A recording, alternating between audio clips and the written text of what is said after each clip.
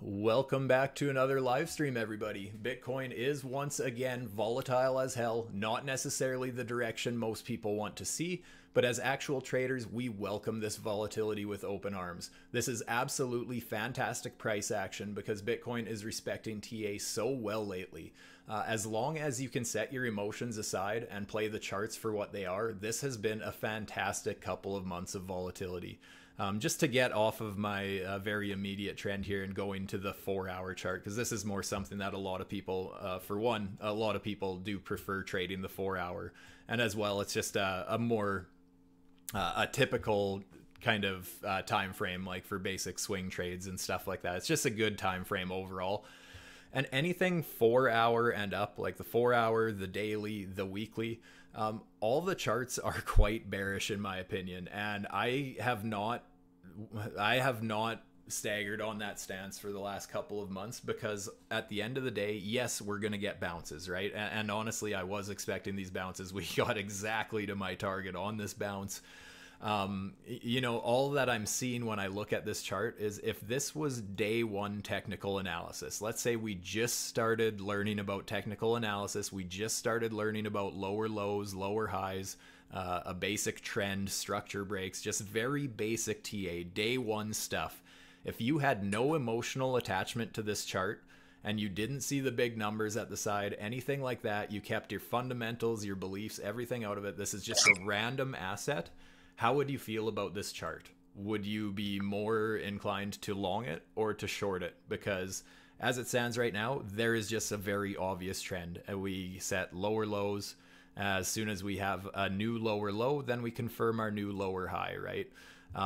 And then again, new lower low, lower high. And I've showed this a few times, but just in case some of you guys are new here, whenever we get that structure break, it's totally normal for people to start FOMOing into the short, looking for the breakout play. Like, you know, if I see something like this in the chart, I am going to get very bearish because we have a structure break. The difference is being bearish and acting on that bearish feeling immediately are two very different things. A lot of people just want that breakout play. They don't want to wait for a pullback, but generally speaking, Bitcoin loves to pull back. Most assets do.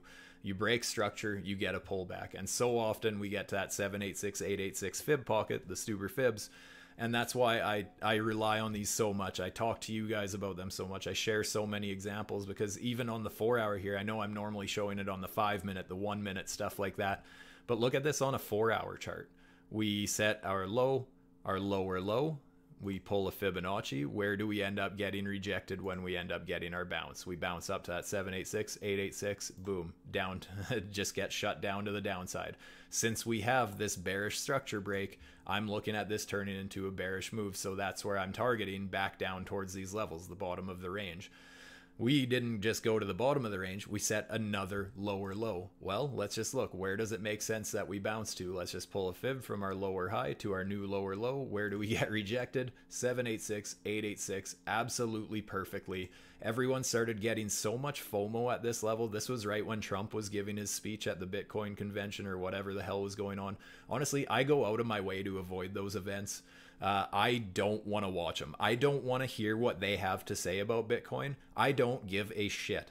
All I care about is the charts. I understand that things might get volatile around that time, but it was the perfect sell the news event. The market started pumping. Everybody on social media started talking about how we're going to all-time highs because of this Trump speech. This Trump speech just happens to land right in my favorite Fibonacci short setup. And I'm sorry, I don't care what's going on fundamentally, because when it comes to reading charts, and you always hear traders talk about how it's important to do back testing, right? Well, part of back testing is having no idea what's happening in the news when you're looking at those charts, right? Just, yeah, you can understand that, hey, here's a bearish setup that plays out X amount of percent of the time, whatever.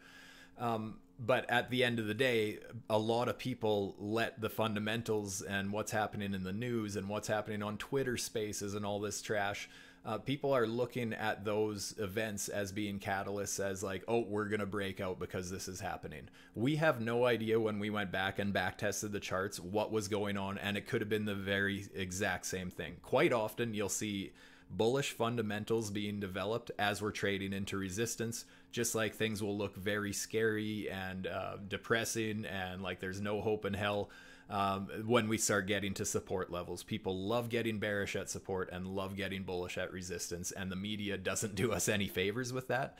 So I go out of my way completely to ignore anything like that. I did not listen to the Trump speeches. I did not listen to the Trump and Elon Twitter space. I went out of my way to ignore it. So that's just a bit of a rant that I had to go on, because at the end of the day, you know, a lot of people ask me like, why did this move happen? Why did that move happen? I don't know, because the charts said it would, right? This is what the structure said, that it's not like anything bearish came out of Trump's mouth when he was at that rally. It's not like anything bearish happened at that point. It was just a perfect, you know, a big hyped event, and we traded into resistance after a structure break. Had we not had that structure break, I would have felt very different about it. But being we did set a lower low, that's the signal. This right here is our bearish signal. At that point, we're just waiting for a pullback for a nice entry, and it just played out absolutely perfectly. Here's where things get interesting, is that obviously since that, we got that move I was calling for. I was calling for like 58K was my target, but I made it very clear I wasn't going to be bullish there. That was just my bearish target. We just blasted right through all the way towards 49K, and which that, again, we just have a new lower low. So basically just doing the same thing that we've done this whole trend. I'm just looking, okay, where is it possible that we bounce to? Now, notice I have that red box. I've already, obviously it's a level on my radar. That's basically where I am giving the bulls the benefit of the doubt that, hey, it's very possible that we trade up to this level. It's very possible that we end up breaking through this resistance, and up here I really do think that Bitcoin's going to have a hard time. Anything can happen. We can blast right through that, and you know, if resistance gets broken, Kate, that's fine. You know what, my theories are invalidated at that point, and I can reassess from there. But as it stands right now, that breakout has not happened. Everything is still intact. We just have a very obvious downtrending market at this point. Now, here's where things get a little bit concerning for me, you guys. And actually, it gets me excited, but I can understand why a lot of people would be, I guess, a little bit concerned, is that how long are we going to be able to keep breaking lower low structure, lower low structure, lower low structure? You know, at what point do the bulls start to see the trend for what it is? Actually, it would probably be good if eventually the bulls would start selling into some of these levels, and then, you know, that would provide a lot of liquidity for the market maker to actually take us higher. But as it stands right now, basically the smart money would be more so looking at this trend and seeing that, hey, maybe we got to start front running some of our targets, right? I don't know if we're for surely going to get back up to this level, but even if we get up to this level, I'm still going to be bearish. I'll just have to start being cautious, right? These are basically, when we get to these Stuber fib levels, it's just a good time to be cautious no matter what, right? If you're in a long from down here, absolutely fantastic if you're eyeing up these levels up here. But just understand that as we start trading near resistance, it's time to start being a little bit cautious, if nothing else, right? So on top of that, one strategy, the reason why I have these levels mapped out here is because we did have this little bit of a structure break. Now this is going to be very micro analyzing, but basically this immediate trend here. Basically just looking at this like, hey, we had our high here, we end up breaking it, set this higher high here, higher low, higher high, higher low, and we ended up breaking that level. Then guess what happens, you guys? After we break structure, what typically happens? What did I just go over on the 4 hour on the bigger range there? And not only that, but we also got this lower high signal print from the auto charting tools, which I love pulling Fibonacci's from. But if we pull that fib from there down to where we broke that structure, get our bounce, where do we end up facing resistance? Right at that 786. So at that 786, that was very much so on my radar. So at that point, that's where I start zooming in, right? Being I'm more of a scalper, I like trading shorter time frames, but that's very much on my radar as a level of interest. I can zoom in A little bit further, go to the 1 hour, and this was a signal that caught my attention as well, is because this is something I've talked about on the weekly for such a long time, for months now at this point, as an actual reversal signal. It does not have to be a full market cycle reversal by any means, and obviously on the 1 hour especially, but this pattern specifically, that hey, we had that structure break, let me just remove a few things, had that structure break, lost our higher low here, got the pullback to the 786, and look at this RSI divergence.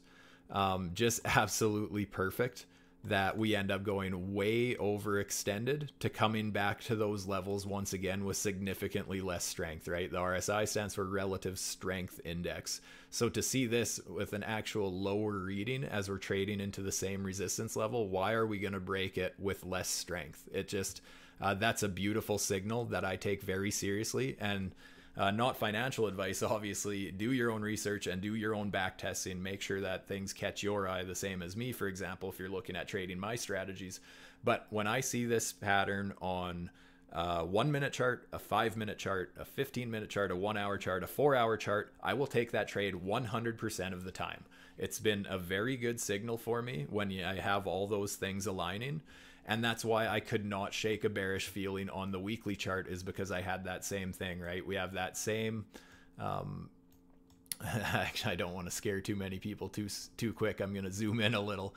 But basically, we had this little bit of structure. I know it looks messy because we have all these wicks. I can actually remove the wicks and you can see it a lot clearer, that we had this higher low structure on the weekly candles, the candle bodies up here, and we lost that.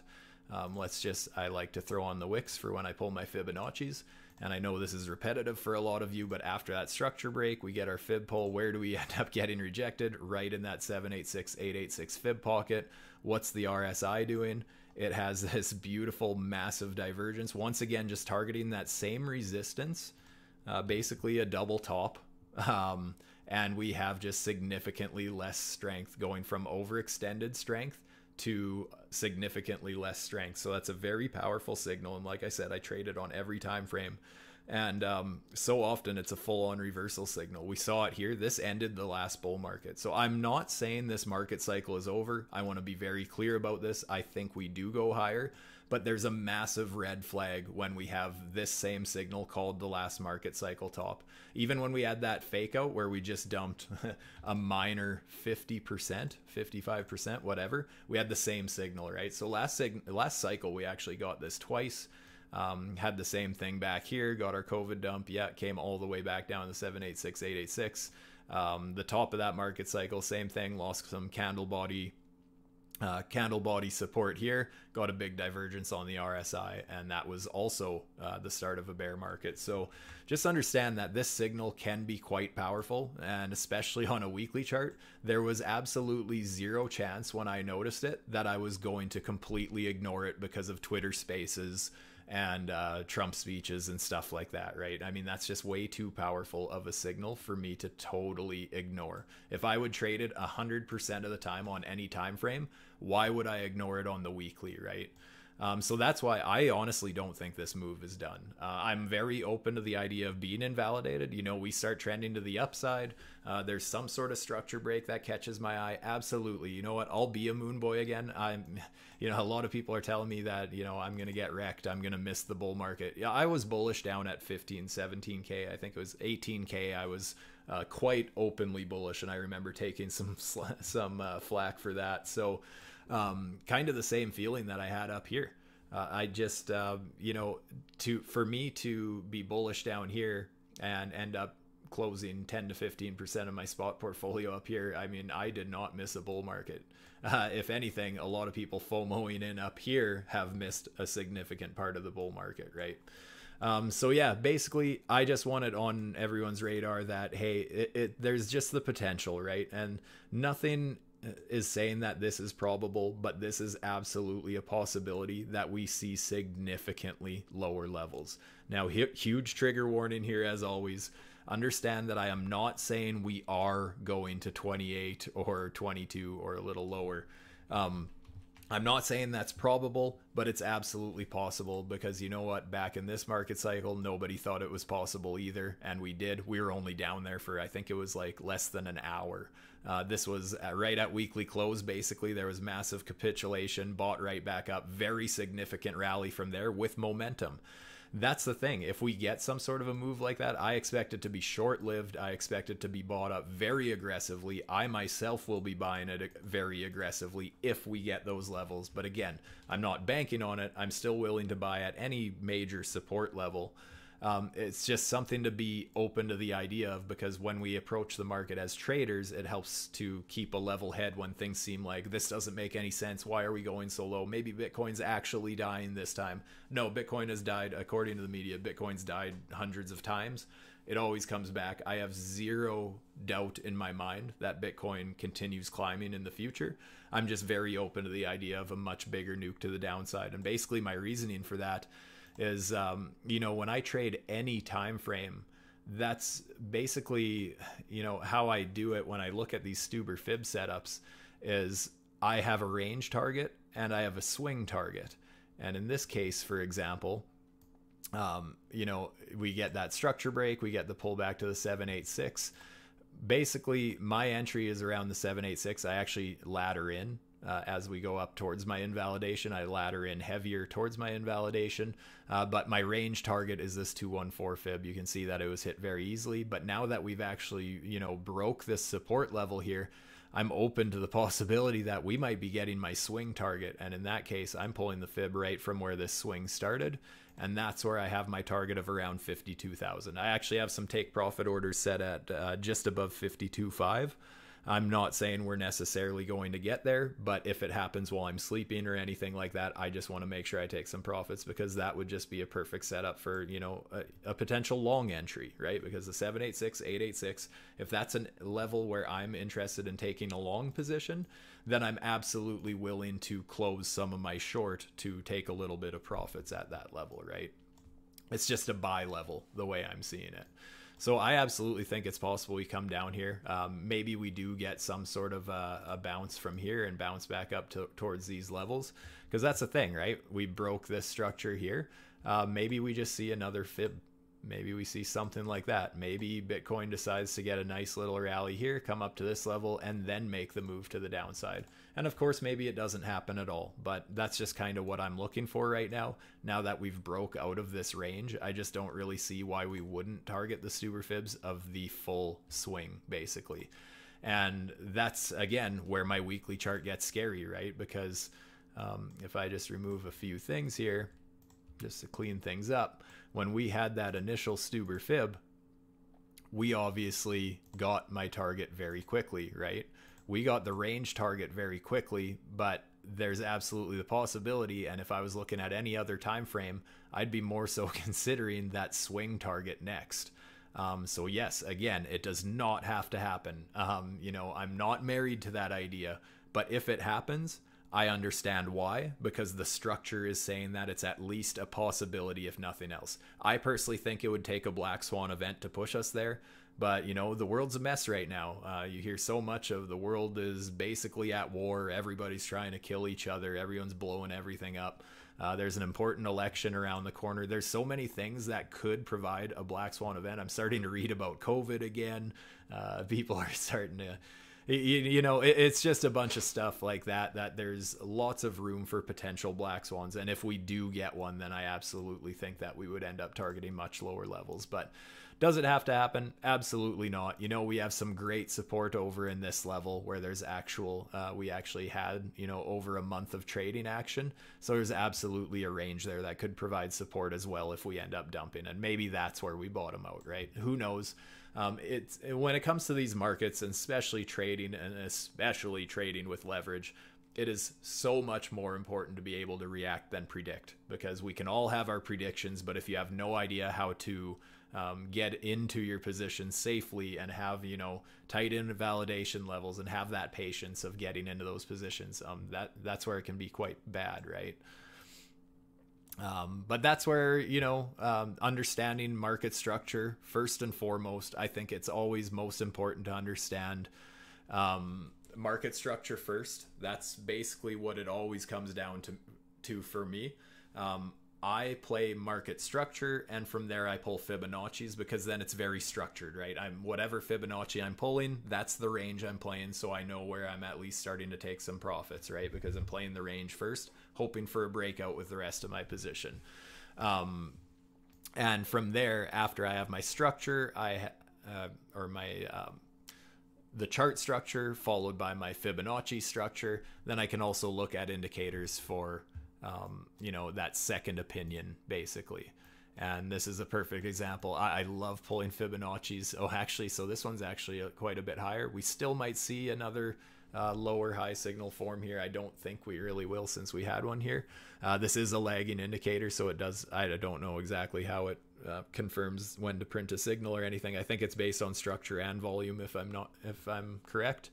But I love using those points for pulling Fibonacci. So, it's absolutely possible. That would have been where we tested our bigger 786, basically. So if that's going to be our lower high, then, something like this would be quite reasonable. If we get some sort of a bounce, it's absolutely possible that we get shut down kind of at this area over here.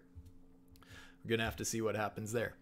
But yeah, as far as pulling Fibonacci's, I love using this auto charting tools to help me with that. It can provide just such good confluence. And actually that is one of the main reasons why I've been short recently is, let me just reload this chart just to make it easier. And that will also bring up all these yellow. Here, let me get rid of these. Again, I pointed this out earlier that we had the auto charting's lower high signal. And that's something that I do quite often. I pull Fibonacci's from those points, especially on higher time frames. And again, that just got us right to that 786. Because obviously this would have been our lowest point at this point. Because basically when I pull the fibs, I don't know for sure where it's going to end, right? Just basically as the price continues, I just keep chasing it with the fibs, and until we end up getting back to that fib pocket. So that played out absolutely perfectly. Just a great confluence to have. Another thing that I love doing is with my, it's the Trend Master indicator. I love using this indicator. I actually have my own settings, by the way, for some of you who aren't aware. If you have the latest version, the indicator presets, you have StuTube trading. So I have my own preset settings, my scalping settings. Now this is kind of how I use it myself. I like to see which way things are trending. So I'm not taking each individual signals. Like for example, this buy signal, it never worked out. However, something that you can notice here is that we have a series of lower sell signals, and I take that quite seriously, right? We have a sell signal here, we have a lower sell signal here, and we have a lower sell signal here. So this indicator is suggesting that, hey, maybe there is a nice downtrend here. So being that we have downtrending sell signals, now I would also like to see, you see these P's with these X's. So these are potential pivot points that have been added recently.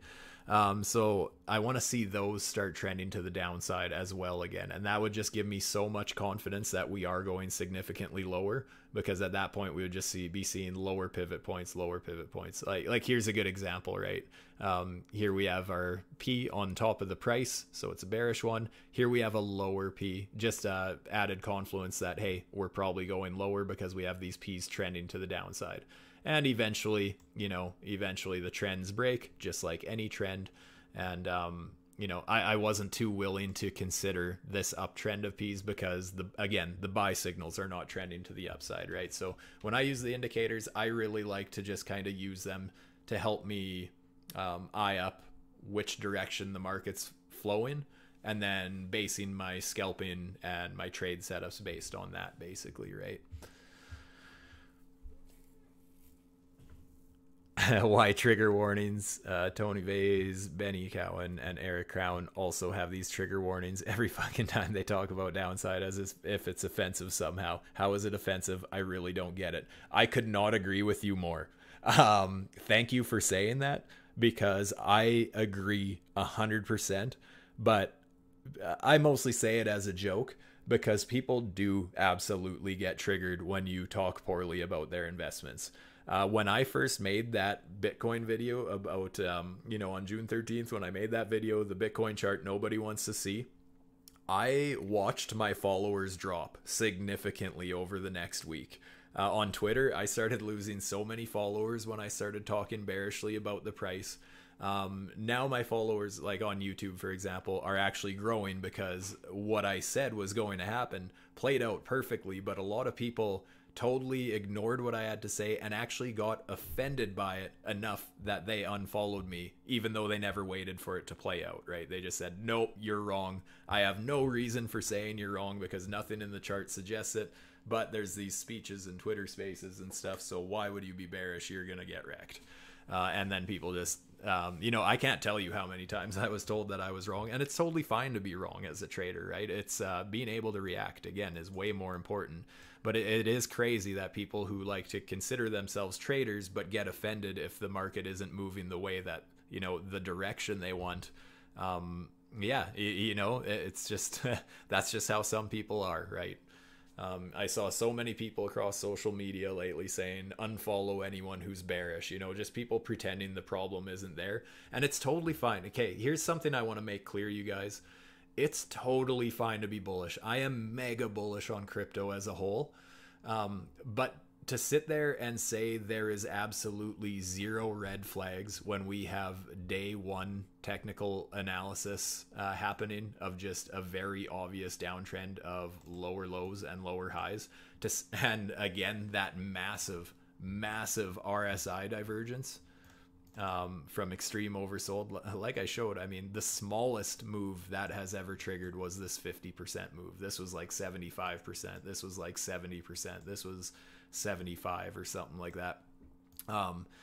But there's so many people just pretending that problem isn't there, and to actually actively unfollow people who are suggesting that it could be a possibility. So it's wild. A lot of people just want to be involved in an echo chamber. They don't want to hear it for what it actually is. But yeah, thank you for saying that, because I could not agree more. Like, honestly, the way I look at it, like, for one, before anything, guys, notice that we do have this buy signal here, and this trend going to the upside. I have made this clear in the past that I'm really not interested in FOMOing into a long at any time. Right now, I'm way more interested, even scalping. I'm more interested in scalping the downside, and more so just waiting for bearish things to show up. So I'm not really looking for longs until we get down towards that 52. I will absolutely be considering taking, especially if I catch it, I will be looking at hedging along when I get to these levels. So I do want to be clear about that, even though I'll still be bearish. That's the thing, right? I am able to separate my emotions from the charts. I see that there's potential for a long play here just because 786, 886, and again, that RSI divergence, right? It just looks like even if we come down to this level, it's going to be with significantly more strength than we had last time at this level. So I think at that point, that might be the one that actually sends us up towards these levels. And then once again, people will FOMO into resistance. People will start shorting into support. People will start FOMOing into resistance. But I don't really think this downtrend is over. I think it's going to take a long time to play out, but I don't necessarily think it's over. And those big bounces are possible, and especially, like I said, that big RSI divergence from oversold, extremely oversold conditions to just, if we can attack these fibs and this support level with significantly more strength, yeah, I'll start playing the long side again for a little bit. That's fine. I'll play the long side. But again, I'm going to be eyeing up some targets to start being at least cautious, if not excessively bearish once again. But we're going to have to see how it plays out from here. Stuber in a Stuber on the 5-minute. Ooh, I'm going to check that out in a second. Yeah, it's weird having the discussion about Bitcoin going to 33K is like it's trans rights discussion. Yeah, exactly. It's just one of those things that people are so opinionated about that you just can't even have a civil conversation, right? And Bitcoin's a touchy subject. Those who believe really believe. But here's my thing with that, you guys. I would actually say that overall, all these people that are not willing to accept a bearish possibility, for example, that there's absolutely zero potential that we end up dumping significantly lower. I can guarantee that a lot of those people who are excessively bullish right now, if we do happen to get some sort of a black swan event and we do target these levels down here, Not all of them are going to stick around. A lot of them are going to be very butthurt about that.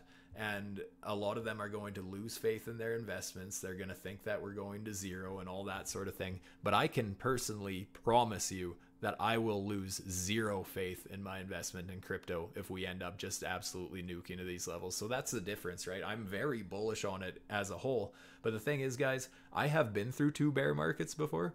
I have seen what Bitcoin can do. And so far, what did we end up nuking since that signal? 30%. I know that Bitcoin can move more than 30%. Yes, there's bigger players in the space. Yes, we don't have to remain as volatile both directions, so maybe it doesn't happen.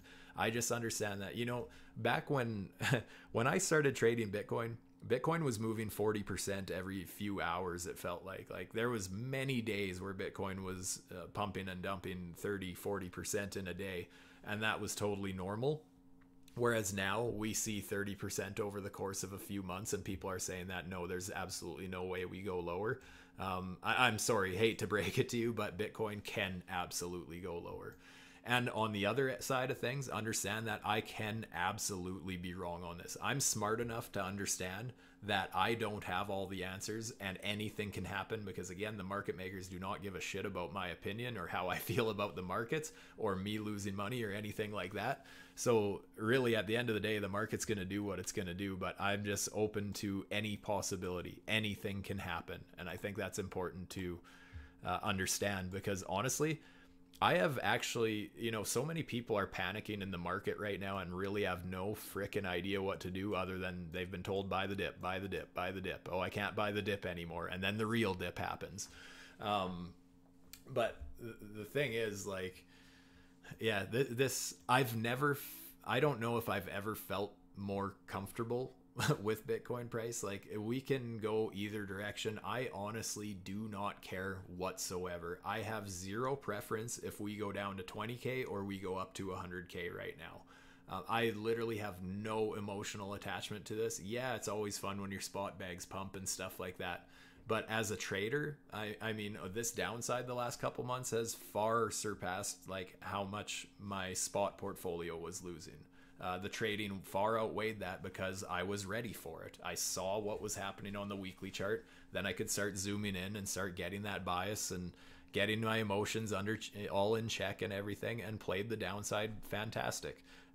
That's just a part of trading, right? Being able to detach from your asset, basically. A lot of people can't do that. It's very freeing when you really don't care. And that's the great thing about hedging. And that's why, even though I'm bearish and I think we're going way lower than this, I think there's absolutely possibility for at least a strong bounce from these levels. But I'm absolutely looking at playing along here, just for the reason that if I can get into a hedge, even if, right now I'm in this short from this blue dotted line up here. If we end up dropping down to these levels and I'm short from here and I'm long from here, that's a very powerful position to be in, because at one point you can just decide, structure's breaking a certain way, I'm going to cut one of my positions or whatever. But at that point, it really doesn't matter what happens, right? Eventually that range will break and then you're in a wonderful position that no matter what happens, you're just going to make profit, right?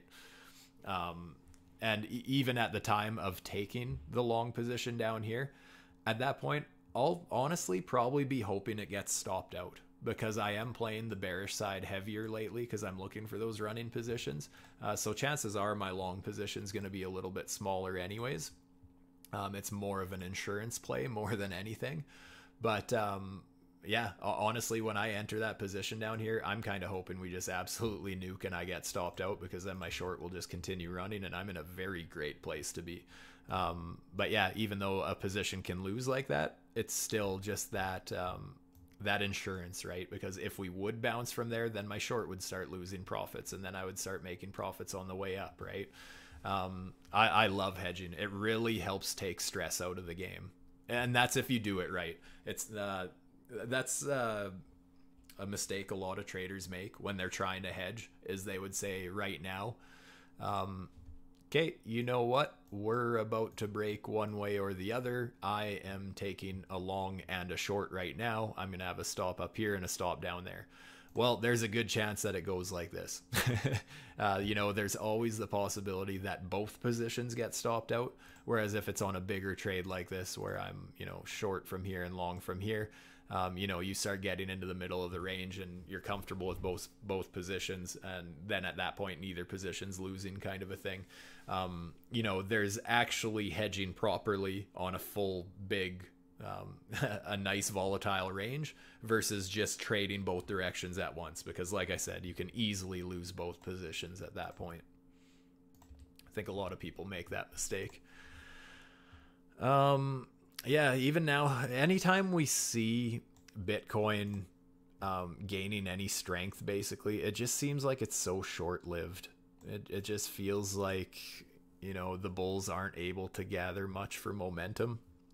We are trying to flip this sell trend on the 5-minute, but nothing yet. And honestly, even if we do get another buy signal here, it's going to be a significantly lower buy signal. So I'm going to give it a little bit less credit. I'd be more so interested in seeing the lower sell signal come in. Just looking for basic structure right now. Let's remove some beautiful colors here. So on the 5-minute, this downtrend has been broken, right? Because this was our low and we broke that. So low, lower low, this would have been our lower high. We obviously broke that. So there is the possibility that we do continue climbing a little bit higher, or even here's a possibility, guys, is that we can start nuking again, but we're actually in the process of making a bullish Stuber fib, right? Because we do technically have that structure break. And that's generally how I pull them, right? I'm waiting for that break of a lower high. And since we got that, that's where I want to pull back to these levels, basically, if I was looking to long this. I'm personally not all that interested in longing, but that is, a potential Stuber long setup with nothing else considered, basically. And that's something to consider when I'm looking at the 4-hour chart. With this hedge long, the thing about this, you guys, is I'm not overly bullish on this setup. I'm willing to take it as a hedge because so often the 786, 886 fib level will end up being respected well, but this isn't an actual Stuber fib setup. So there's a little bit of a difference, and the difference is basically having a structure break supporting that bullish bounce. Whereas right now, being that here's our low, here's our lower low, we would actually have to break this high and then get that big pullback for me to consider it an actual Stuber fib. Again, I'm not waiting for that right now. I'm just saying, as far as like, if I was looking at this on a 1-minute chart or a 5-minute chart, I like that structure break followed by the pullback, and that's what I'm considering a Stuber fib. So yes, on the 5-minute, for example, it has it. If we end up pulling back, but something like the 4-hour doesn't. So that's where I'm actually still a little bit hesitant about this level down here, honestly. Especially with how many times we've broke structure. I don't know. I think Bitcoin's on a very slippery slope, personally. But again, it's more so being we don't have that bullish structure break followed by the Stuber fib pullback. That's where I'm considering this RSI divergence to take the structure break's place, basically. Just being we'd be coming to the same level with significantly more strength, as I went over earlier. So that's kind of my thought process there. So yeah, right now, this actually isn't all that bearish on the 5-minute anymore. But again, I'm just so overly bearish on the trend as a whole that I'm just kind of open to the idea that, yeah, maybe we bounce a little bit, but I really don't see any reason to think that, hey, all-time highs are around the corner or anything like that. Like, I feel no FOMO towards getting into a long right now, even if this is going to bounce up to these levels. Just personally not feeling it. I have way more FOMO for the short side right now, quite honestly. I just think that there's a bigger chance that we see a much bigger move to the downside than the upside.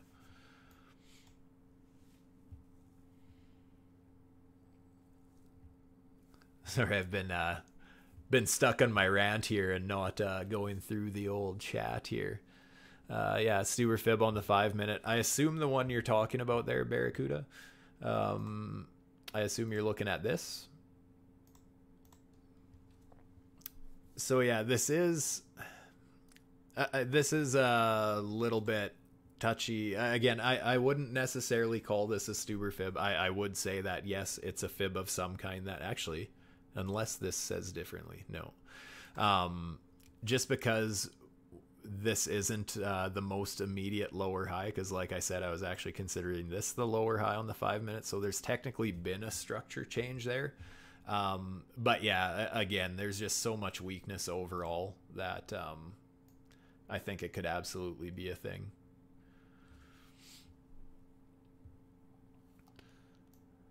It's definitely a level of structure, if nothing else, right? Because there was obviously some sort of consolidation here, and you can't really say the same about a lot of the price action today. That's the thing, guys. Like, if we end up breaking these levels, basically those are most of the consolidation that happened on the way down. If we end up breaking through this Stuber fib, basically, we might have a clear shot to testing back up to these highs, because really there was not much trading action going on here, right? There's a very big gap there where the price just went straight down, and being there's no structure form there, I mean, if we get up to those levels and break our resistance, I mean, we can go up just as fast as we came down here, right? So that's something to consider. That's just why we're struggling right now, right? We finally came up to a level where we have some sort of consolidation here. So now you can see that we're actually struggling right below it too. So that's something where I would feel a little bit more bullish right now if we were consolidating kind of on top of this resistance here, flipping that resistance into support. Right now we're just kind of trading at resistance, consolidating. So something to consider there if you're trying to be bullish. There's just a lot of red flags. There's a lot of weakness in Bitcoin's chart recently. Things just don't look good to me, to be honest. Let's see what the 1 hour is saying. Just zoom in a little bit here. We do have a nice bullish divergence happening on the 1 hour RSI, but it's not really grabbing me because it's not really, we're not at a level of interest for me at this point. Like, I'd be a lot more interested if we were in a Stuber fib or at a double bottom with some sort of a liquidity grab, like some sort of a swing fail or something like that. If we had this big bullish RSI divergence, but we did something like actually, let's just pretend, since it was back here, let's pretend that we just basically, actually, no, it did have that bullish divergence and it got shut down very quickly. So that's actually, forget what I was going to say. That's just weakness. That's one of those times where, hey, we had potential here for basically a double bottom. Uh-oh. You know what? Actually, talking about that on the 1 hour here, we had a very good opportunity for a big double bottom there, right? Because that's the 1 hour. We approached the double bottom territory with significantly more strength, and we got shut down very quickly and invalidated that bullish divergence there. So, and now you can see that we're starting to struggle at that level, right? So this might just be support flipping into resistance. I know Max was talking about that on his video earlier today. SR flips. Here would be a perfect example. If we get shut down here, I mean, we're trading into old support, so absolutely we could expect it to flip into resistance here.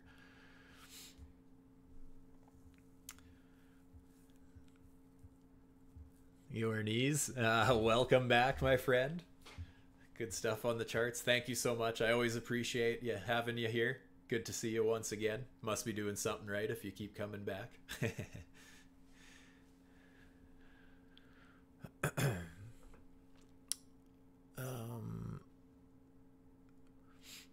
A lot of them going to be liquidated. In fact, this cycle is bullish as fuck.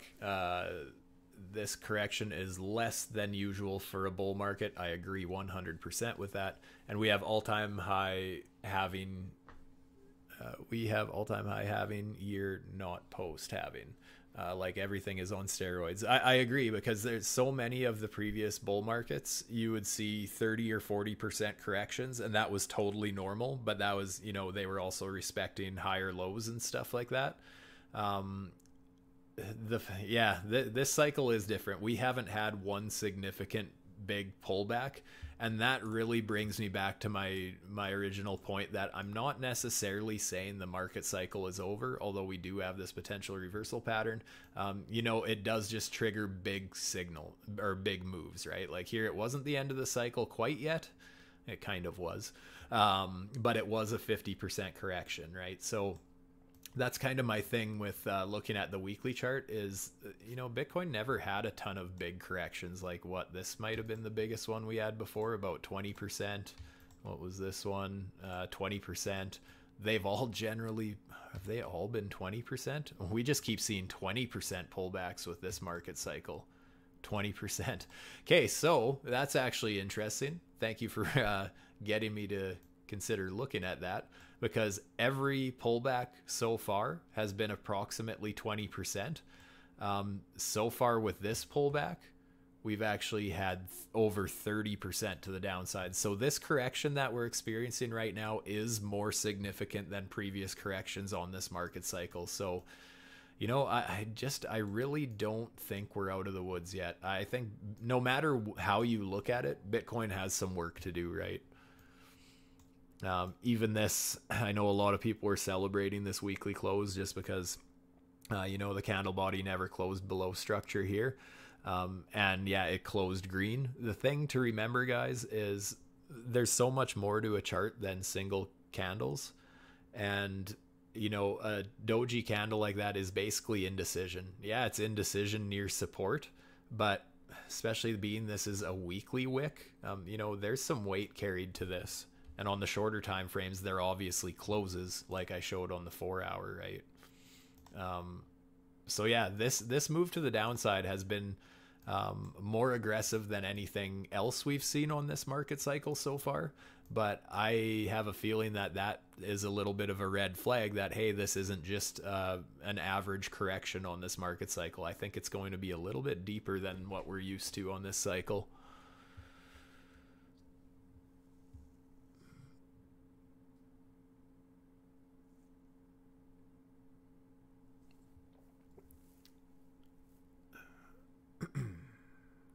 Yeah, exactly. Comments here. Yeah, hedging is like teleporting your PNL into the future, whatever that future may be. It makes you feel calm during volatility and then decide to realize your PNL later when you are calm. 100%. I couldn't have said it better myself. Hedging just takes so much stress out of the game. I find that so many people have so much FOMO no matter which way they're trading that everyone hates waiting for proper setups, and everybody is in panic mode. Just, oh no, I got stopped out. I need to be in a new trade right now. And being able to hedge, and also not just hedging, but also I always talk about, I take partial profits on my position. I never just, hey, we hit my target, I am closing 100% of my position. I never do that because I don't swing for home run trades, because that'll get a guy wrecked, because, the market ranges way more than it trends or breaks out. I always think it's more important to play the range first, but leave a little on the table in case that big home run does come, right? But yeah, hedging, I feel very much the same with hedging. It just helps me keep a level head, because it's, hey, you know what, no matter what happens here, I'm in a good position. I don't have to feel like I need to find a new position. I don't need to do anything dumb while I'm in a panic. Yeah, absolutely. I couldn't agree more.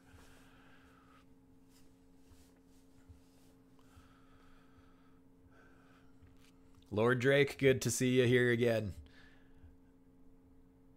And Cause, obviously. Welcome again. Appreciate you getting on here on the mobile.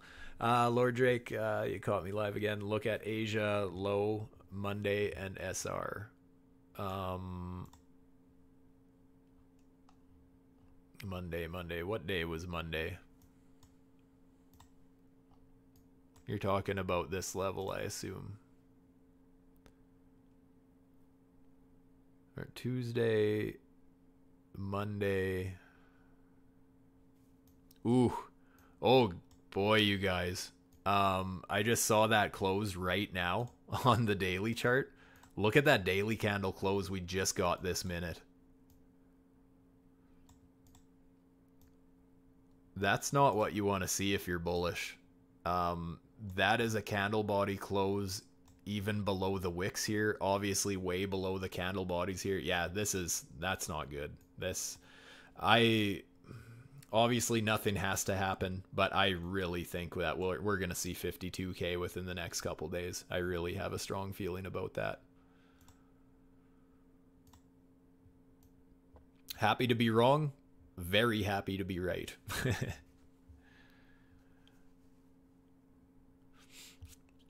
um as far as opening a hedge there, Ping, um I'm looking at opening a hedge around this 52K. Basically, I'm eyeing up this 786, 886 down here.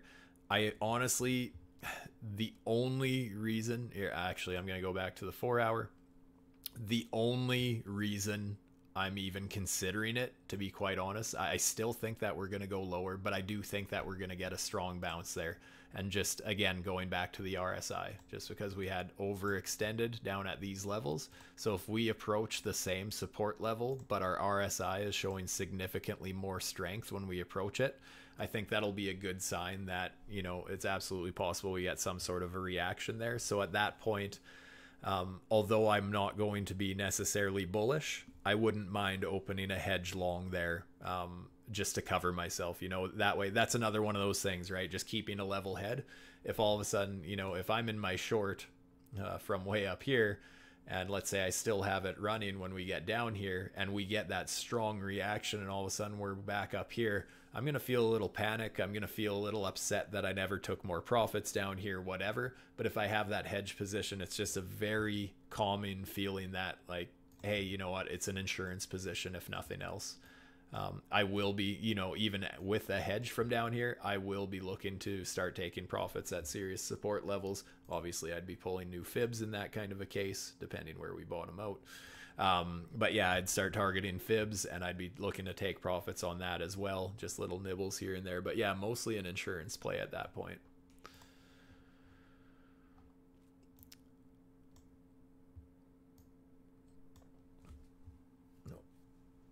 Looks like that second short I took. Oh, what was the level on that? Oh, I don't want to accidentally bring up sensitive info here, so I can't remember what my entry was on my other account. But I do have a short running from somewhere in this level. But yeah, the one I care more about is from the one up here.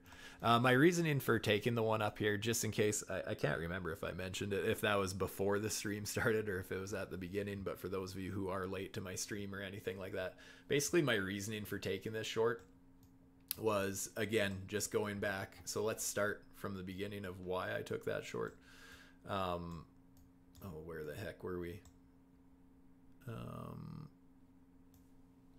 Yes, right here. So basically the reason why I took this short, I'm just going to remove a few things here just to clean things up. I'll reload it in a bit. But this is a strategy I've been teaching with these indicators recently, a mixture of the MDX Algo indicators plus my Stuber Fibs, basically throwing them together using these pivot points from the indicator. So that's the only thing I use out of the auto charting tools is the swing points. There's a whole bunch of other features, obviously, but that's mainly what I use it for. It's my favorite part about that indicator. And that's these lower high, lower low signals, etc. I use those quite often for pulling Fibonacci's from. Like, typically speaking, I would have said, hey, the range high is up here, so this is more so where I'm looking for the bounce up to these levels. I'm absolutely open to the idea of getting up to those levels, but this signal printed, and it printed a beautiful Stuber Fib setup, right? So this is basically where I got quite bearish yesterday. I'm in a new position today, but this is where I did get bearish, and basically zooming in from there is just, I was finding out, basically zooming into shorter time frames and seeing how we react when we get to those levels. And since we ended up obviously getting rejected quite hard at the 786 and we broke some structure, right? This is where I flipped bearish once again, like excessively bearish for the last couple days, is because we had some nice bullish price action here. The auto charting tools were setting, you know, a significant amount of higher highs, higher lows, stuff like that. But at this point, here's where we have this higher high. And I'm going to take the indicators off at this point because I look at structure a little bit differently, but I'm going to consider this also a higher high. and this is our higher low at that point because it's the lowest point between the high and the higher high, then a higher high, new confirmed higher low, we break that level, right? Basically when we lost that level. And honestly, if you want to look at it differently too, if you don't like micro analyzing this as a higher low, understand that you could still use this structure. This as a higher low, we still broke that, got a little retrace, and then absolutely dumped. So being we lost that uptrend, I started flipping a little bit bearish again, and especially that it lined up with that 4-hour fib, right?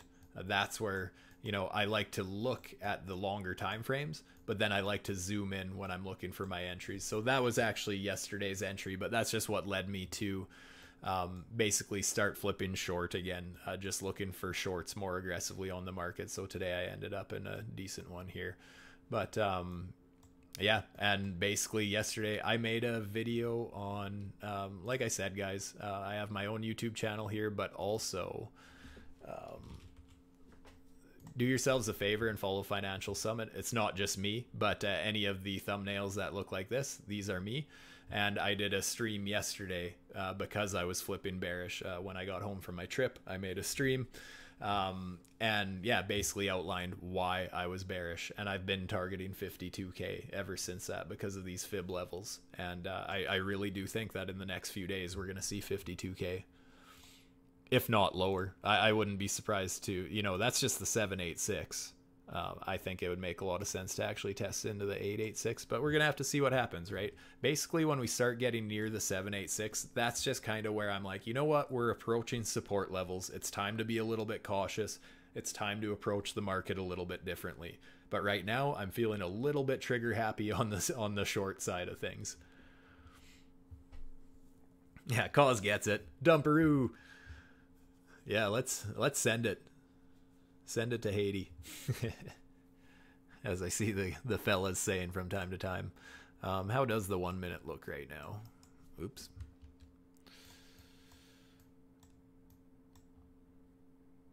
See what some of the indicators are saying. Oh, we got a new lower sell signal. Interesting. Something that's catching my eye right now, just because it's always good to weigh out your pros and cons, right? No matter what you're deciding, it's always good to be aware of the risks. I love right now that we have a lower sell signal on the indicators on the 1 minute. I love the fact that we have these lower trending P signals here. Something that I'm not a fan of from a bearish perspective is that the trend dynamic is showing some very bright green candles at this point. So showing that, hey, maybe it's a time that we're going to reverse fairly quickly. So maybe we are just starting a bit of an uptrend here. So if we get a higher buy signal here, I'll actually look at closing some of my short position and taking a little bit more profits, just a little nibble. I'll still keep some running. But a higher buy signal would just be a little bit of a warning to me that the trend may be shifting. So even like one thing, a lot of people always rely on indicators for, you know, finding entries specifically. I personally like using them more on the side of risk management, taking profits, stuff like that. I still like using them as a second opinion when I'm entering positions. But this is one of those times where if I start noticing the trend of signals changing directions or something like that, that's where I'm going to remember to pay myself, because the indicator's saying that, hey, even though I might not be bullish yet and I'm not willing to take that bullish position, at least I should start downsizing my risk or remembering to pay myself, stuff like that, right? So that's one reason I really love using these indicators, especially the liquidity or the liquidations, sorry. Let me just reload my chart here. One of my favorite indicators. This liquidations indicator. So all these yellow lines, let me erase my own yellow lines. But all these yellow lines basically are high leverage liquidation levels, right? So I have it only the yellow and the gold ones here. So 50x and 100x leverage positions, that's liquidation levels. So the market maker loves to grab that liquidity, right? So this is an indicator that I love to bring up. I'm not entering positions based on it. However, what I am doing is open to the ideas of what could potentially happen, right? Does it make sense that we could go a little bit higher? Absolutely. You know what? Right in my red box, this is my Stuber fib. We can see that there's a whole bunch of liquidity up here. So it would absolutely make sense that we go up there eventually. Just something to consider is, when does it happen? I don't know. That's the difference between being able to predict and actually trading it. In this case, I'm using this indicator more as just open to the idea of something happening. I personally think that it would make a lot of sense that we come down and grab some of this liquidity because it's nice and nearby, and then from there get all the people who start FOMOing into shorts right into support. That's when we blast off to these Stuber fibs, grab that liquidity, and then carry on the downtrend once liquidity starts forming down here again. That's kind of a way that I love looking at this indicator. And something to back up that theory, let's just take a look. If I pull a Fibonacci from here with that range, notice where that liquidation level happens to be, right around that 52K, 52.4K. Like I said, I have targets set. I have take profits set at just above 52.5K. And that would just be front running some of this liquidity, more so front running the 786 a little bit, but love to see that there is liquidity there that could be grabbed, right? Just another sign that, hey, maybe we come down here quickly, grab this, get that massive bullish divergence, and then start grabbing some of the late short liquidations. It would make a lot of sense for that to happen. Not saying it has to, but definitely open to that idea. Yeah, lower lows, lower highs. Let's see we still have this resistance from this indicator, but like I said, the fact that we have these bright green candles is a little concerning. Starting to change a little bit already. Maybe we do still find this resistance. Basically that these P's are trending to the downside, so these pivotal points, if you're in a short, like my invalidation, if we break above these highs here, then I think that it's very possible that we end up going a little bit higher, more so above these levels, because this is more the structure that I was looking at that we're finding a little bit of struggling at, right? Just because it lines up. We had a bit of trading action back there. But if we can break above these levels, just since it was such a straight shot down, I think it makes a lot of sense that we would just straight shot back up. And where did we end up topping out before having this big dump to the downside? I'd be looking at pulling a Fibonacci, something like that. And then I can start being a little bit cautious, start looking for short entries. I'm not much of a fan of just blindly setting orders. I'm not going to randomly set shorting orders up here. But I would love to see what happens with the structure when we get up to that level. If we start losing higher lows and stuff like that, or bearish divergences, stuff like that, that's kind of the level that I would be starting to look for shorts. But who knows if we actually get there, right? Just something to be cautious of, something to look forward to if we do end up climbing. Yeah, loving that. Oh, yeah, here we go. Let's see. But so far, I'm loving that these downtrending P's mixed with a lower sell signal here. Again, if we get a higher buy signal, that's where I'm going to start being a little bit cautious. Pay myself a little bit more.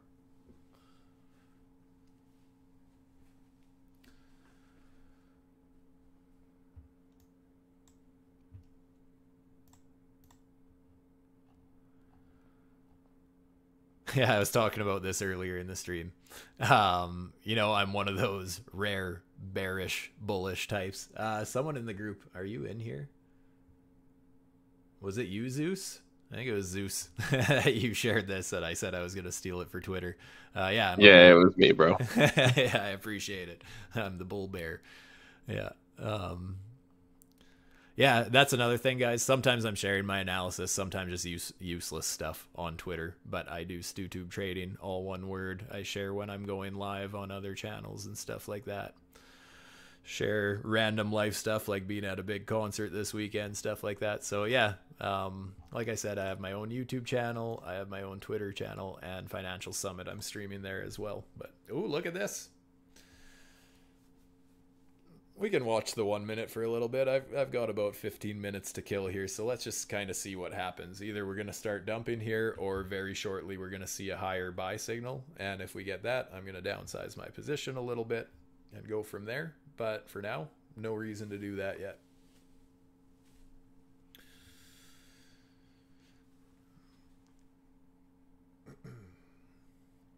Need some tunes or something. Don't want to accidentally play the wrong song and get canceled by YouTube like what happened to Max the other day.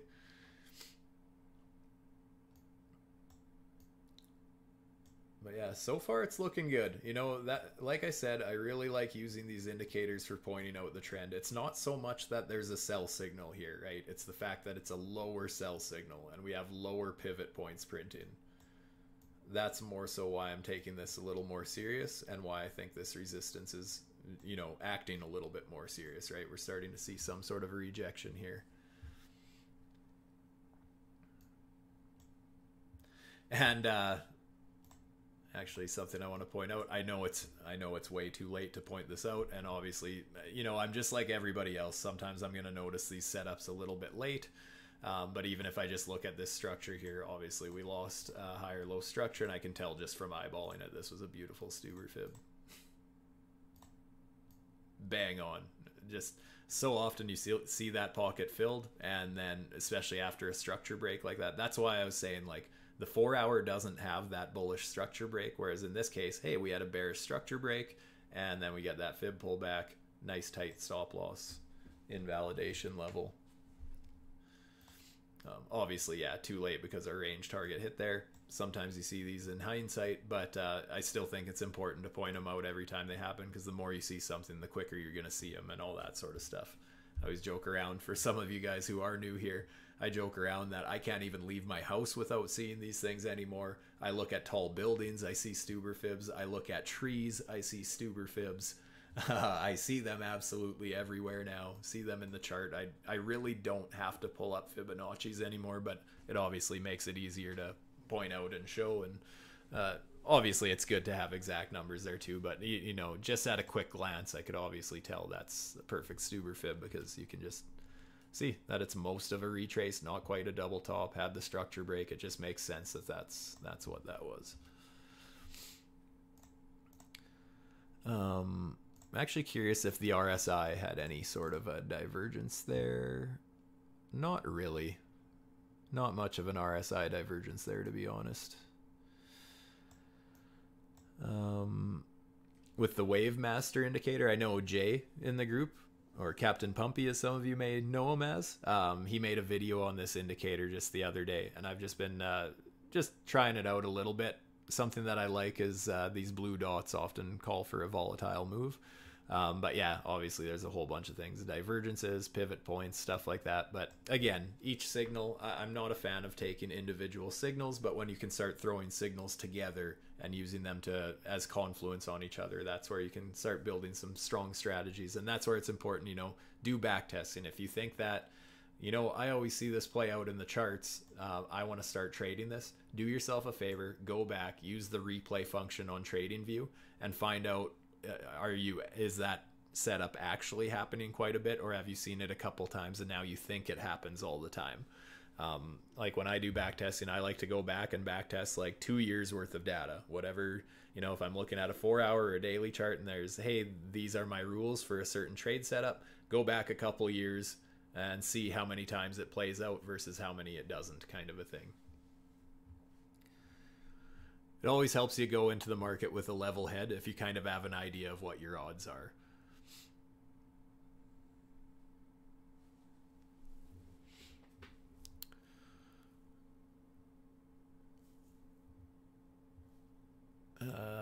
Not much of a bear div, but it rejected the 50 line on the 15-minute twice for the... Oh yeah, I see what you're saying there. The Bulls are trying to make a push again, though.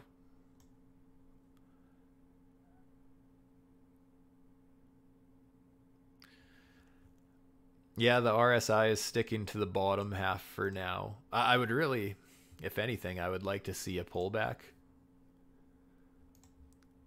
The thing is, I really like waiting for pullbacks, and obviously you're not going to catch every trade. Yeah, that's the thing when you're being responsible and waiting for retraces rather than just FOMOing into breakouts all the time.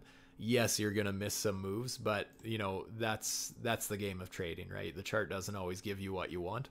But right now, for example, I would be more into the idea, you know, since we did break this, you know, we had this low, lower low, lower high. We ended up breaking that structure, just like kind of what I was talking about on the 5-minute earlier. So I'd love a pullback into that area. The RSI goes from extreme oversold conditions up to, you know, having more strength as we approach these levels. I'd be more open to the idea of a long in that case. rather than just longing in up here. Even if this does end up going to the upside, I just like seeing those pullbacks a lot more. Invalidations are just significantly tighter. Like, yeah, obviously you could say, oh, I'm going to enter a long now and my stop loss is going to be just below where we've bottomed so far. Sure. It's just that understand that there's a very realistic possibility that we come back down to the bottom of the range at some point.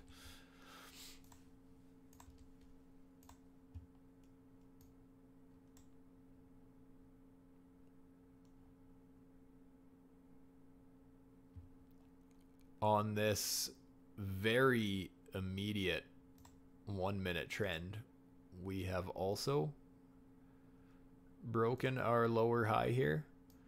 So there is starting to be a couple warnings that we might go a little bit higher. But again, I just can't shake my bearish bias these days.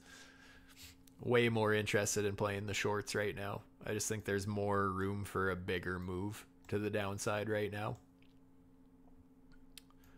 Again, if certain levels are hit, I'll absolutely swing at a long, but I'm more looking at longs for a bigger type of a move at this point. I'm not really interested in scalping longs as much right now.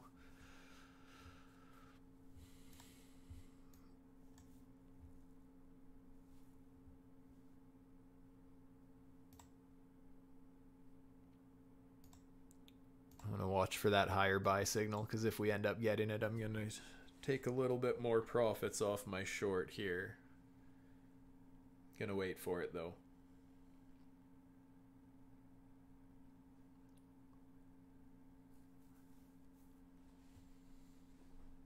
It does look like we're gonna get one, but I just don't want to prematurely set one, take profit, because yeah, it's absolutely possible we just end up losing it again right away.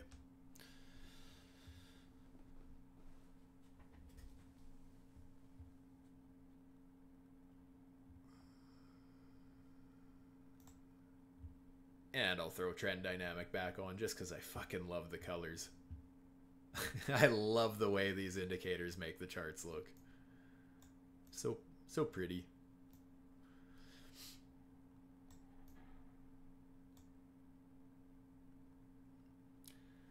The bears would do me a huge solid if they would just push us right back below this though. That would just be ideal.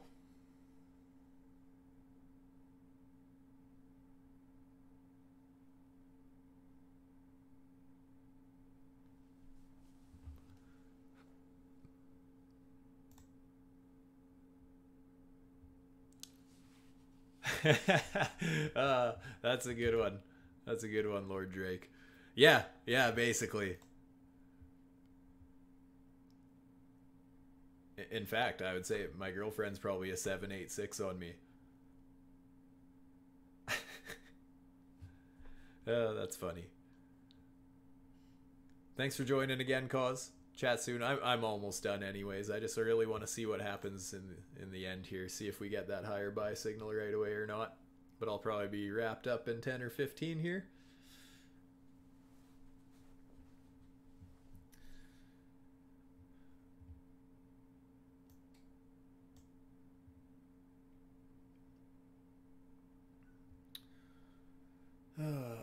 Yep. We'll just see what happens. See, like, no matter how you look at it, it just seems like there's weakness, you know, just a big engulfing red candle. Even if we are going to keep going to the upside, there's just so many warnings to me when I watch Bitcoin lately. It just doesn't look strong to me. It feels like anytime there's a bullish move that they're almost getting weaker. There's just no follow through. And this would be a perfect example that we never made it back up to these Stuber fibs. We set a lower high signal quicker. Although that being said, we did get that in the previous drop as well, right? So, you know, maybe we just get one more push to the downside and we start printing higher lows and stuff like that again on this indicator. We're going to have to see. But yeah, I was honestly I was expecting us to end up hitting that like 65, 68K. Just because I really thought we were targeting that Stuber fib, but well, the structure says otherwise, right? I'm just going to play it swing by swing, see what happens. So far, it looks like we reverse structure to the downside here, And yeah, I do think we're going to get a strong bounce when we get down by support again.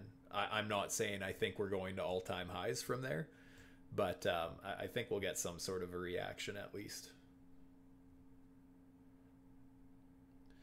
Use stop losses though, you guys. That's something I can't stress enough. I know a lot of people don't like using them because they just get hit and then the market goes the direction you thought. There is the odd time where the market just absolutely nukes, and if that happens and you don't have a stop loss, you're going to be very upset.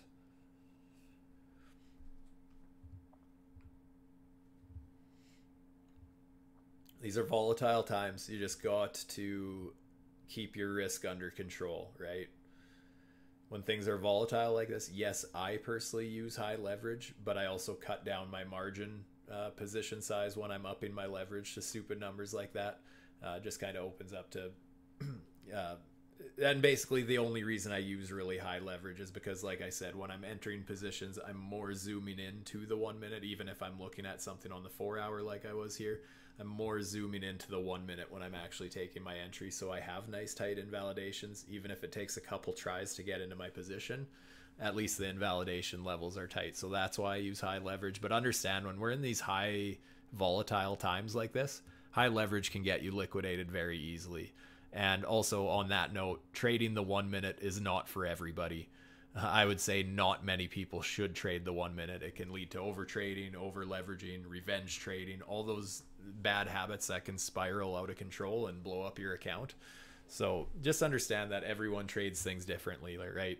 Everyone trades different time frames differently. Like, I personally trade the 1 minute better than I trade the 4 hour and stuff, just because I find that you know, you get your ideal entries and your ideal setups so much more that I find that I'm less likely to force a trade when I trade the shorter time frame, just because I know that, hey, within a few hours I'm probably going to have a setup that meets my criteria, kind of a thing. So I personally trade shorter time frames better, but again, I'm not looking for the type of move that a 4 hour is going to get when I enter a position on a 1 minute.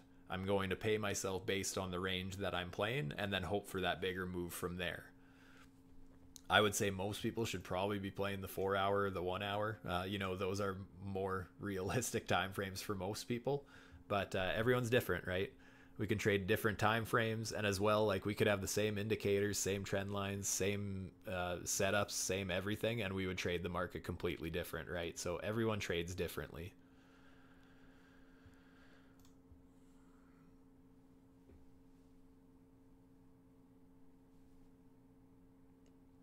We might get a nice RSI bullish divergence on the daily if we visit the low 50s, which would get us to that upper Stuber around 67K again and liquidate late shorts. But that's just speculation at this point. I could not agree more with that statement. That's basically exactly what I'm looking at on the 4 hour, right? But it would be the exact same setup.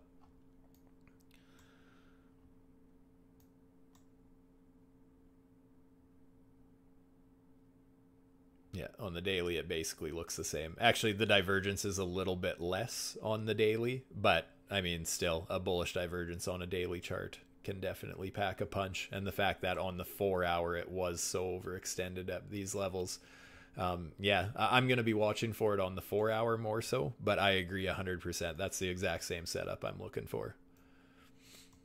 And you're right, it is just speculation at this point, right? That's where, again, reacting over predicting, because yes, it'll be great if we get down to these levels, but it might not happen, right? It might get front run. Let's say we do something like this and then we break structure a little bit early. Well, hey, maybe it's time to just consider the possibilities of maybe even just using lower leverage and a smaller position because you never got your ideal entry. But hey, there's something suggesting that maybe this trend is going to shift a little bit early. And from there, again, it's just going to be a thing that we're going to have to see what the market gives us, because it doesn't always give us what we want.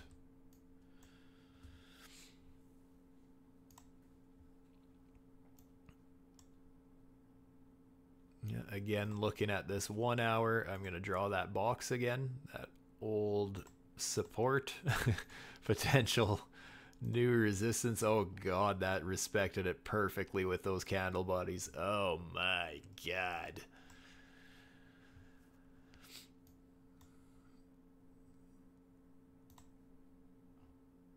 Yeah, that daily chart does not look good to me. Oh, yeah, the fact that we closed that daily candle body below these wicks back here, that's not what you want to see from a bullish perspective. Not only that, but then wicking right to that box already and seeing a bit of a rejection here. Ooh.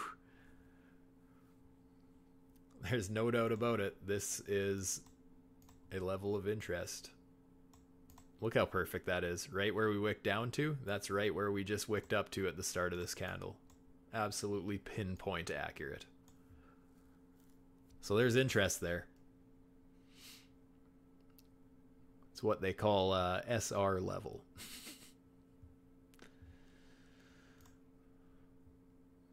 Yeah, see? Well, I'm glad I never panicked by taking some more profits there. Like I said, I was waiting for that higher buy signal. We just ended up losing it. Like I said, was potentially a thing. We got a lower... Well, this hasn't printed yet, but potentially another lower pivot point.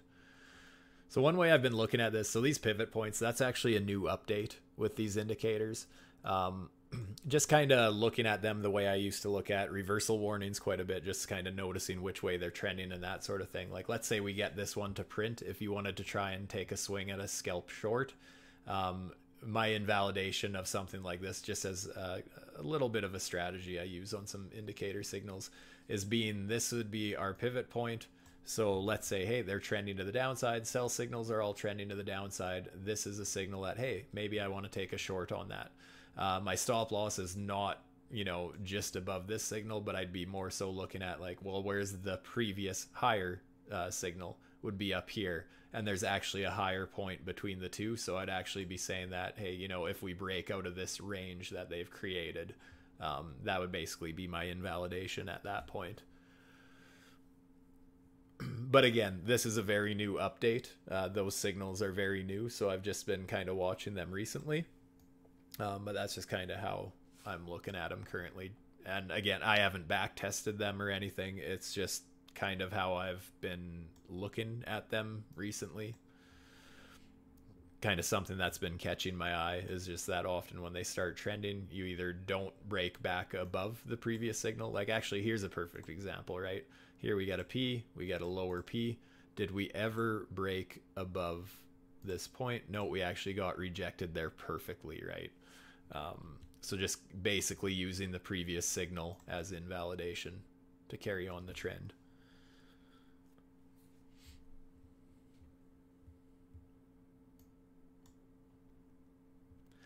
Little bit of a homemade undergoing strategy on the go.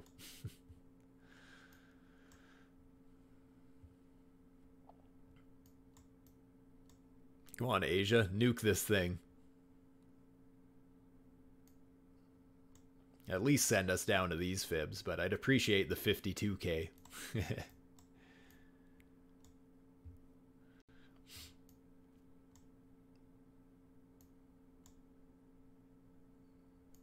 Yeah, I strongly believe we're on our way.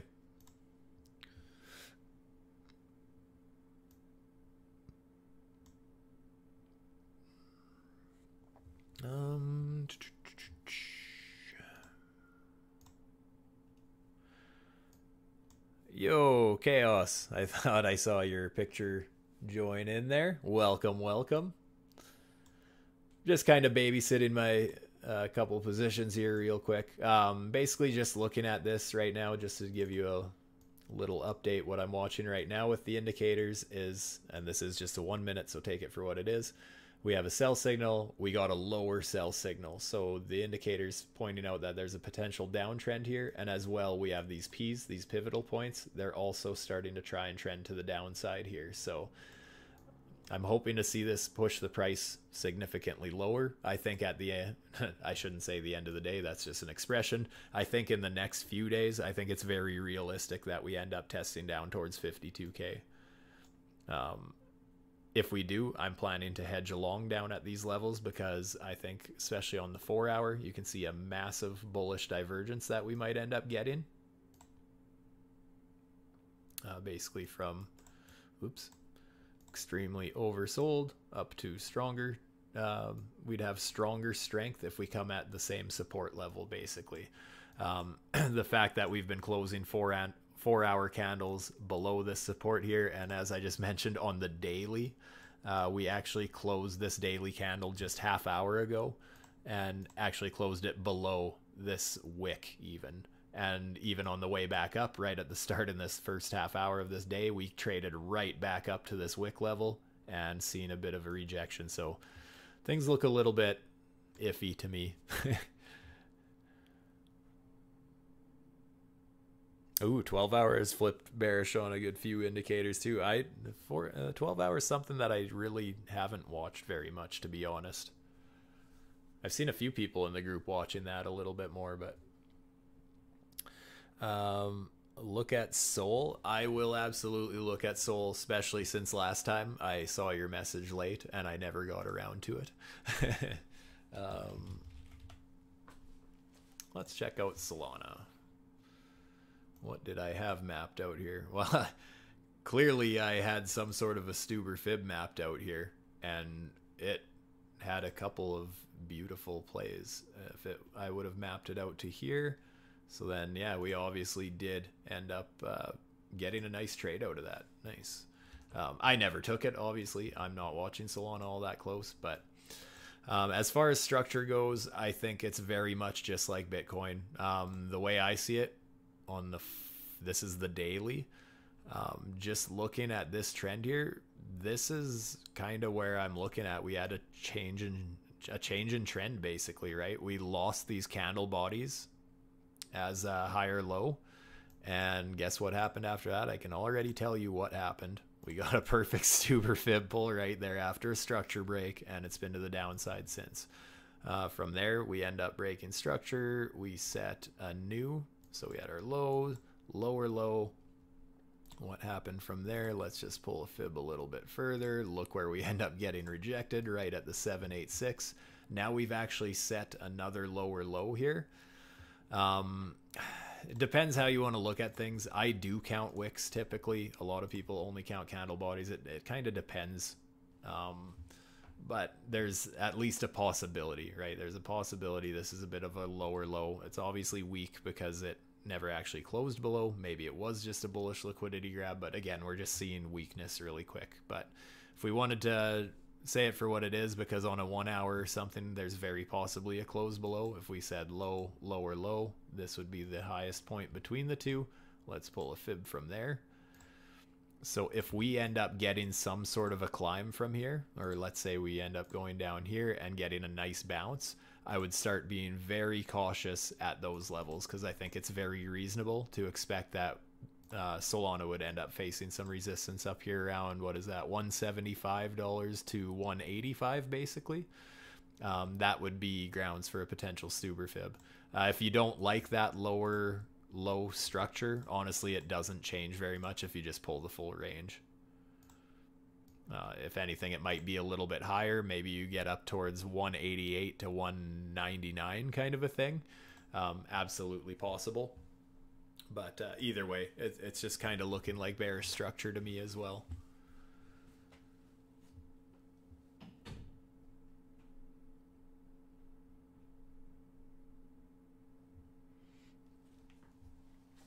Yeah, I would agree with that. That Solana might be a front runner for Bitcoin. So often in this whole market cycle, Solana has been one of the early movers, right? I always find that, you know, if my phone starts going nuts, it's in my pocket, and all of a sudden I get a bunch of alerts because prices are getting volatile. So often one of the first alerts there will be, hey, Solana pumped this much, Solana's up 5% or whatever, and then after that I start seeing other things go up. So absolutely possible it's a bit of a front runner. I'm assuming we have a very similar setup to Bitcoin, right? Something that would interest me, you know, as far as the immediate trend, we did take out this lower high on this trend. So at this point, if we get a pullback down towards our Stuber fibs, once again, I think you know where I'm going with this RSI here, but an overextended RSI for a beautiful bullish divergence potentially when we come back down to these levels. We're going to have to see how it gets there, but honestly, that's something that I'm interested in. I'm going to have to try and remember to keep my eyes on Solana. Maybe, you know what I'll do? Add an alert. Sol Stuber Fib support. And that way, at the very least, you know, if that alert goes, I can at least go check on it, go see what's going on, what does the RSI look like, all that sort of thing, right? But yeah, I think there's a potential bullish play there on Solana. That's the 4-hour chart. But yeah, that would be down at around $122, all the way down towards, you know, 115 would be the 886. A full retrace would be kind of around that 110. Invalidation basically below 100. So obviously on these longer time frames, yes, invalidations are obviously further away, but I would be interested in building a long position along some of these fibs. Not financial advice, obviously, because anything can happen, and even with the best trade strategy ever, no trade strategy is going to work 100% of the time. So don't get stupid with these. Just because I say, hey, I'm interested in taking this position, don't think that's a green light to, hey, Stu's taking this position, I'm going all in 50x kind of a thing. That's not how we do it, right? Because every trader has losses. You just have to be able to control those losses when they come, right? Yeah, Bitcoin on the 1 minute. So far, we're still holding that sell trend.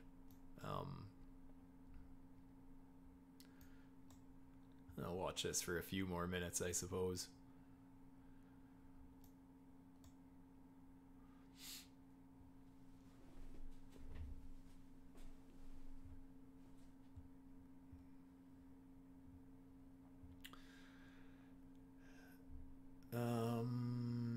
Yeah, it'd be nice to have some tunes here. I gotta find a thing that has like free tunes where I can just play some music in the background. I know when I stream on Financial Summit, I'm gonna be able to do that. I know just with their streaming service there, I have the option for that. I don't know how to do that in here. I don't know if I can. If you guys want some punk rock, I can play the video. Like a 20-second clip from the concert I was at this weekend, but that's about all the music I have available right now.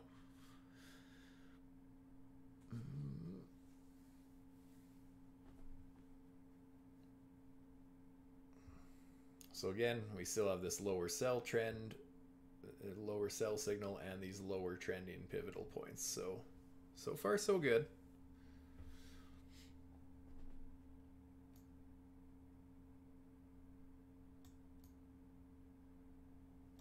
I'm not done with this short. I want more out of it.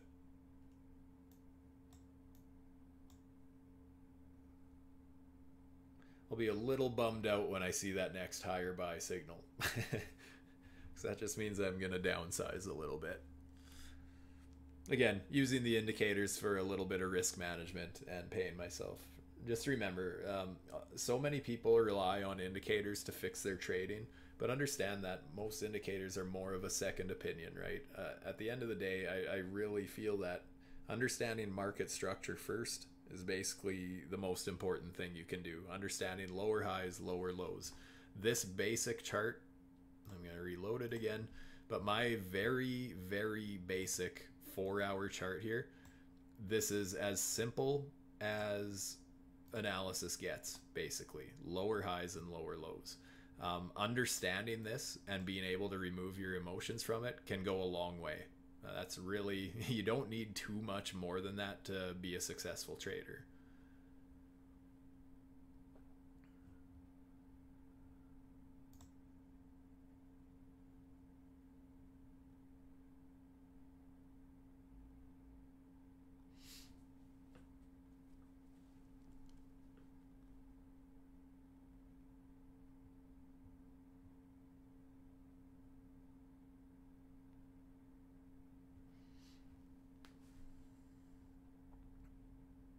Oh, we got more people joining still. Holy hell.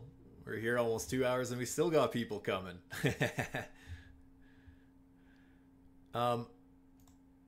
So I actually, for some reason, Discord isn't showing me everybody's name. I'm going to assume that's Nasonic.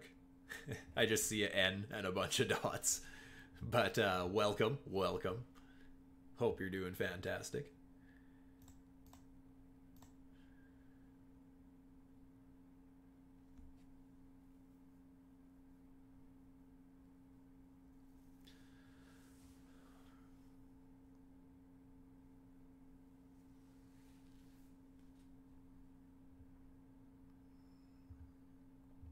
Yeah, I think you're onto something there. Looking for a higher low like I am on Solana um, as confluence indicator for Bitcoin, or Bitcoin gets it first. Either way, they'll play off each other. Yeah, exactly right. One of them is most likely going to go and test that fib level, and it'll be interesting to see if they happen at the same time or if one of them does front run. Because if one of them front runs, then that's basically a life hack, right? If you see Solana find a nice bounce off the those Stuber fibs I was pointing out earlier, then yeah, Bitcoin's probably going to do the same. Just like if Bitcoin does it, Solana's probably going to do it, and so on.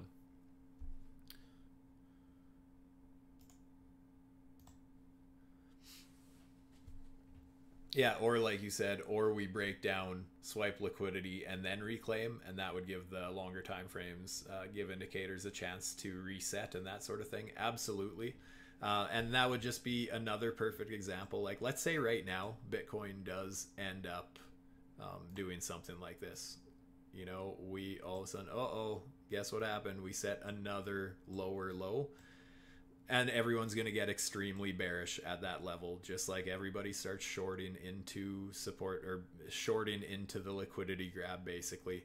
So even though that would still be bearish structure, I'd be still open to the idea of some kind of a bounce. So let's just pretend, this is all theoretical, obviously, but let's just pretend that's what Bitcoin's price did. Then at that point, that's where I'd be pulling a new fib, right? Now that we have a lower low and a new lower low, that's where I would start looking for, okay, well, where's the highest point between the two? That would be right here. That's where I'm pulling my Fibonacci from. And that's where I'm going to start, you know, chasing the price, because it would still be a downtrend. We'd still have a new lower low, but a bounce is absolutely possible because that happens so often. We break structure and we retrace. That's kind of how I would be looking at playing that if it happens.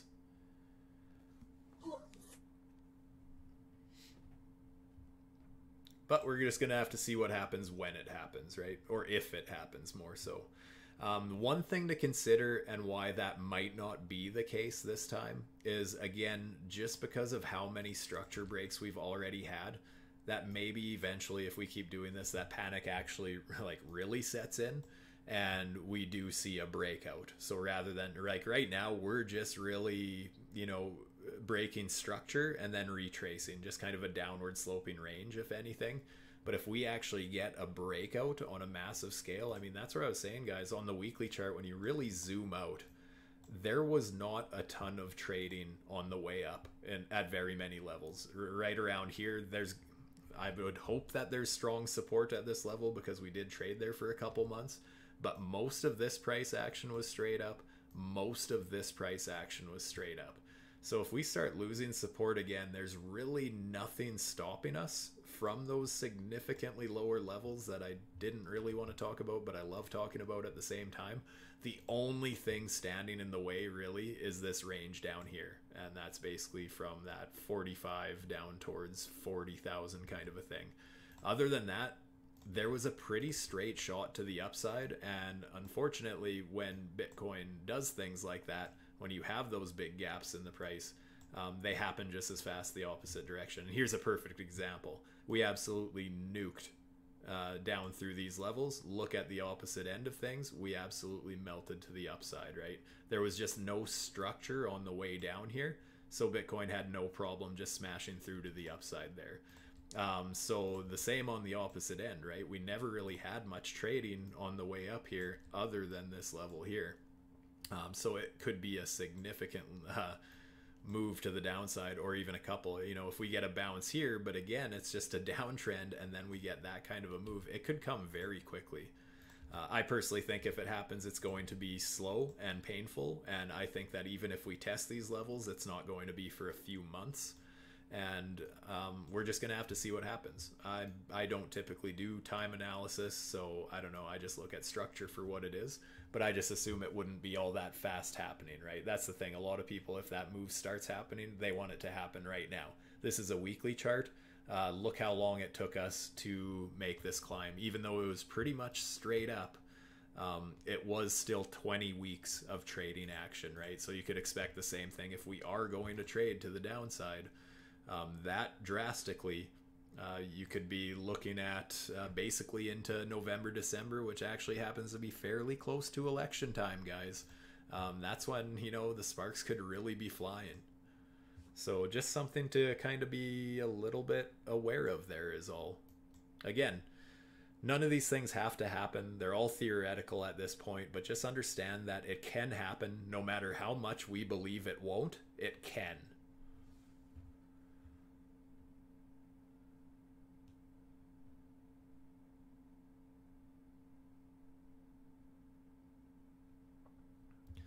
Yeah, it feels a lot longer when it drags sideways on the way down. The thing is, it hasn't even really started melting down yet. That's the thing. A lot of people think this move to the downside has been absolutely crazy.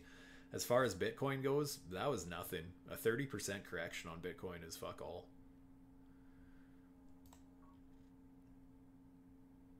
How long has this you know what, so here's another thing, you guys, I just want to talk about. I mentioned it in my stream yesterday on Financial Summit. A lot of people think that just because, you know, we are overall in an uptrend in this market, therefore the fact that we're consolidating for such a long time, all the way since back in March, yeah, all the way since March, we've been basically consolidating sideways on the weekly chart. And a lot of people think that, oh, this is accumulation before we go absolutely parabolic. Just something to be cautious of with that type of thinking is that just remember, before we started consolidating, we broke structure. We lost a higher low. And when I take off the wicks, it's a lot more obvious here, but we lost higher low structure here. So understand that we're consolidating after a bearish structure break. So just understand that that's very different than, hey, we just set a new higher high and we're consolidating. I would feel very different about it if that were the case, but that's not the case. I think this is more of a distribution pattern. I think big players are unloading while we trade sideways. They're keeping the price up, if anything, trying to unload at higher prices, and then they'll, you know, do the same thing down here. They'll be looking to buy. And again, all theoretical at this point, not saying we have to reach this target, but just understand it. It's very possible that this is distribution and they're going to look at buying a massive dip.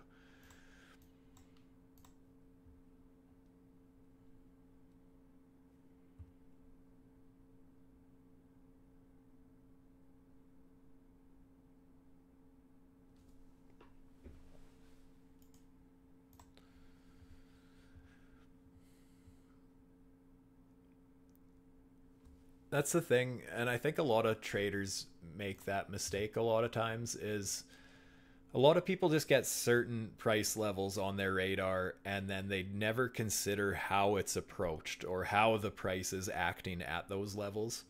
And that can be drastically different, right? Like that's you know, the same as, let's just say right now, you know, that hedge long position that I was talking about. You know, if we get down to these levels, that I'd be interested in hedging along. I'm not saying I'm necessarily bullish, but I'm open to the idea of a bounce there. I would feel actually much different about it if, let's say this whole rally here, this is this is going to get messy and it's all make believe, but let's pretend none of this stuff is up here, and let's just say this rally ended like here and then traded to the downside, and now we end up setting this higher high and then pull back to this level. I'd feel very different about it. Even though it's the exact same price, it's the exact same level, I would feel significantly different about it because the structure leading up to that point is very different. And that's something that a lot of people overlook when they're reading charts.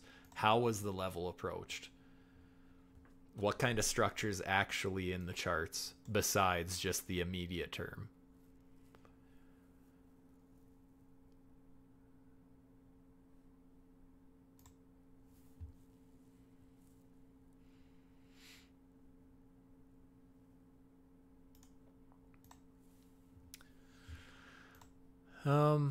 Well, guys, we're just kind of chopping sideways. You kind of know my thoughts on the market by now, and I have a few things that I want to do. We've been going for almost 2 hours. Holy hell, you guys. Thank you so much. I have a big audience here who stuck with it for a couple hours. So again, guys, I appreciate each and every one of you so much.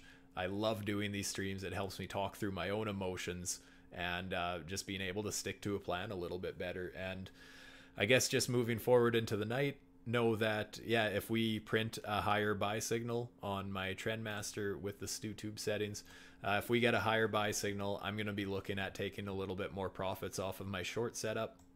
But being I'm still in such a nice short from up here, I am still hoping to catch a bigger runner, right? I always make sure to pay myself, and when I see anything jumping out at me that screams, hey, here's a warning, I'll absolutely do my best to pay myself and that sort of thing. So that's kind of what I'm watching for right now, just because a higher buy signal would just be a warning that I'm not necessarily taking it as a bullish signal that I need to play and get into a long position, but I am going to take it seriously as the trend may be shifting temporarily. I'm going to pay myself a little bit. So that's kind of my thoughts now, but we'll see if that even happens, right? So far, we're still holding this sell trend, and more importantly, actual market structure. Oh man, that, like I said, that daily chart, that close below this wick and the retest of that wick perfectly, that's just, that screams danger to me. Obviously, we can reclaim that, and especially if we start reclaiming candle bodies, then yeah, absolutely, it's possible we end up climbing towards these higher resistance levels. But as it looks right now, I'm just not feeling it. I'm feeling more bearish every time I look at the charts, honestly.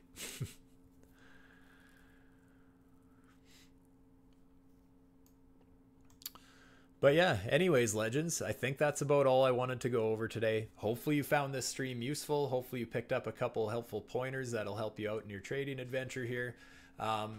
Anybody who's watching this on my YouTube channel a little bit later who's not here with me live, if you are interested in my favorite indicators, there's an additional 10% discount on checkout using the link down below. That gets you the indicators as well as access to the VIP Discord, which honestly, in my opinion, that's more than half the value. There's such a... that we got 2 or 3 live streams happening every day, coaching events. We have different coaches teaching different things. Everyone has their own trade strategies that work for them. And as well, just people giving their insights, people, because everybody sees the charts different. It's nice to have different opinions and that sort of thing. So absolutely love being a part of this community. Couldn't appreciate you guys more. I'm personally doing most of my trading on Blofin these days. It's a no KYC exchange. There should be a link down below for that as well, for those of you who either need a new non KYC exchange or you just want to back up in general. I have maxed out the amount of cashback they'll allow me to do for people. So if you sign up using my link, then you end up getting 20% cashback of your trading fees. Obviously not 20% back on your positions, just on the trading fees. So if that's something that interests you, you need a no KYC exchange, links down below for that. With that, I'm out. Thank you again so much for being here. Stay safe, my friends. May the crypto gods be generous to all of you. Peace out.